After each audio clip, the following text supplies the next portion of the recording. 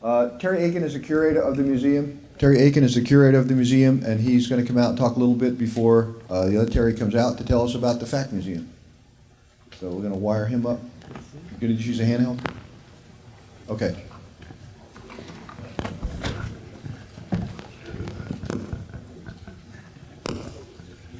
I realize that everyone's been patiently sitting there, and obviously if there needs to be a break to the restroom, I'm not totally offended if people get up and leave. The only thing I ask is, please don't leave in groups.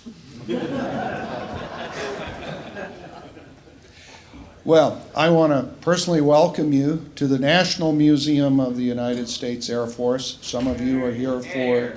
Mic's not on. It is on. Hold it up higher. Hold it up higher. All right. Got it. How's that? How's that? Better.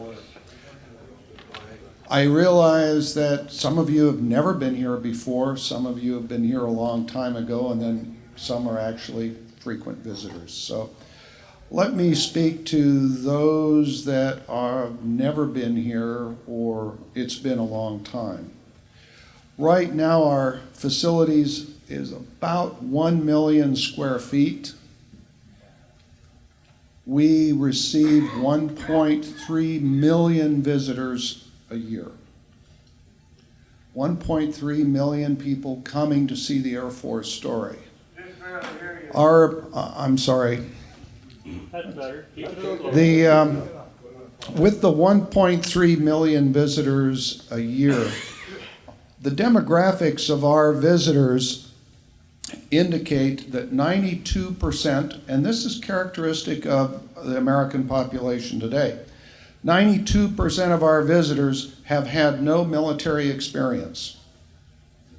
They come out of curiosity, they come out of interest because of maybe family members who have served, but they come to see something, hopefully the Air Force story. I must say that we have divided our visitors into two broad groups, draggers and draggees. There are those that really wanted to come, and they're usually dragging somebody behind them. And quite frankly, to many ladies, spending a day at the Museum of Death and Destruction is not exactly the highlight of their life. We know that. And so what we've been doing in here is changing our exhibits to reflect, first of all, the people who have never been in the military. If you say squadron, they don't know what you're talking about. We have to focus in on that new audience. Plus the fact that we find with over 300 some odd aircraft here on display, you can sort of OD on that. And to engage the new audience, it's not so much the aircraft, but it's the story around the aircraft, and most interesting, it's the people. More and more we focus in on, with our new exhibitries, picking up on people's stories. This, and we find that draggers and draggees all enjoy that. They all can engage in this human story that's around. And really, that is the history of the United States Air Force. It lies within the airmen and the people themselves. So we feel that it's an appropriate focus. We're so proud to have the three key aircraft, the O-1, the O-2, the OV-10 in our collection, grouped together appropriately in the Southeast Asian Gallery, which is now definitely being expanded with some nice exhibitry. A couple issues about the museum. One, the facilities that you're in, these three buildings, the missile gallery, etc., are built with private funds. The Air Force Museum Foundation has been very effective over the years in fundraising and providing for this continued construction to meet our needs. The Air Force itself provides the very much needed O&M funding. Funding for the employees, funding for heat, for light, etc. And that gives the museum a great sense of financial stability. The air staff and the secretariat both have demonstrated over the last years a great feeling of support that this is their museum. It is the National Museum of the Air Force, and we will not want. We have just gone through a manpower survey. Dealing with manpower surveys is not the funnest thing in the world. Some of you have been through manpower surveys and can certainly attest to that.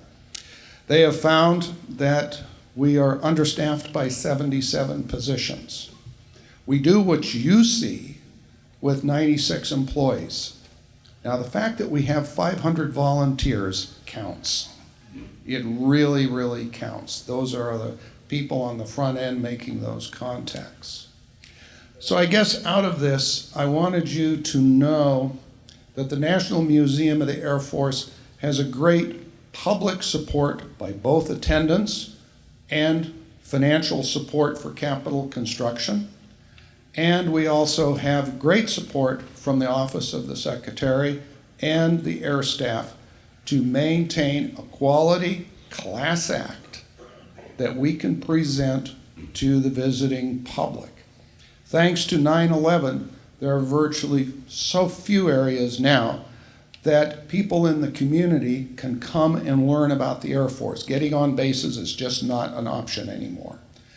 Coming here, though, when they can see YF-23s, B-2s, things that they have read about and get a better understanding, that translates into public support for the Air Force in both political, personal, and budgetary terms. It's a good investment. Specifically for you, specifically for this group, we have long been enamored, long admired the FAC story. Many of you know that we have put together an excellent collection of Vietnam-era party suits, and that nails and coveys and rustics, etc., are very well represented in that. We have FAC party suits on exhibit, including in a newly constituted FAC exhibit with the aircraft. Our long-term goal with the FAC exhibit is that's a seed exhibit. We would very much like to see it grow over the years to be similar and rich in content to what you see with the Wild Weasel exhibit.